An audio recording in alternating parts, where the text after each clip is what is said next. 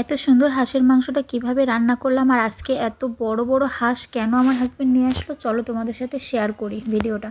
Hello everyone, আসসালামু আলাইকুম। আশা করি সবাই ভালো আছেন। আমি তানিয়া ইসলাম। আজকে ঘুম থেকে উঠতে একটু লেট হয়ে গেছে, এরই মধ্যে দেখলাম যে আমার হাজবেন্ড গল্লামারি বাজারে গিয়েছিল, সেখান থেকেই বড় বড় দুইটা পলিতে করে অনেকগুলো হাঁস কাটা অবস্থায় নিয়ে আসছে। তো এখানে ছিল বড় দুইটা চীনা হাঁস এবং হচ্ছে একটা রাজহাঁস। তো এই হাঁসগুলোকে এখন আমি খুব সুন্দর করে ধুয়ে টুয়ে বক্স করে ফেলবো, কারণ আমার যেটুকু পরিমাণ লাগবে আমি সেটুকুই রান্না করব, বাকিগুলোকে আমি বক্স করে নেব। এই যে গামলাতে এতটুকু আমি রান্না করব আজকে, আর বাকি যেগুলো সব আমি বক্স করে ফেলছি। এই যে 5টা বক্স করছি, এটা হচ্ছে রাজাহাঁস। যেটুকু করে আমাদের লাগবে আমি সেই পরিমাণ করে বক্স করছি, আর ছোট যে বক্স দুটা ওই দুটাতে হচ্ছে আমি চীনা হাঁস রাখছি।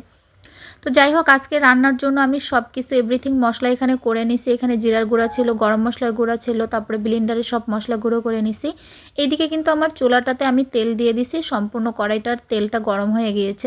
এখন আমি মশলাটা সব দিয়ে কিন্তু অলরেডি এখানে কষানোর জন্য ছেড়ে দিয়েছি। এখন মশলাটা কষে যখন তেলটা ছেড়ে দিবে তখন আমি গোশটা এখানে দিয়ে দিব। তো যাই হোক, এখন আমার মশলা কষানো শেষ, আমি গোশটা দিয়ে এখন কষানো শুরু করে দিছি।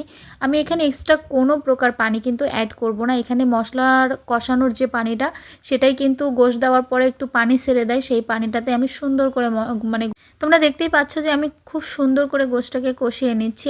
আর মানে গোশ রান্নাটা দেখেই মনে হচ্ছে যে খুবই সুন্দর এবং টেস্টি হবে। আর হাঁসের যেহেতু মানে চামড়াটা খেতেই খুব বেশি মজা লাগে, কারণ তার গায়ে চামড়াটা তেল তেলে ভাব থাকে।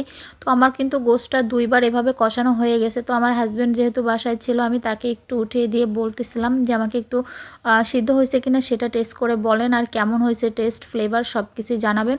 তো সেই খাওয়ার পরে আমাকে যখন জানাইছে তখন আমি আলুটা দিয়ে দিয়েছিলাম। আর যেটুকু সিদ্ধ হওয়ার দরকার ছিল এই আলুটার সাথে একসাথে ঝোল দিয়ে দিলে সিদ্ধ হয়ে যাবে, যেহেতু অতিরিক্ত ঝোলও রাখবো না।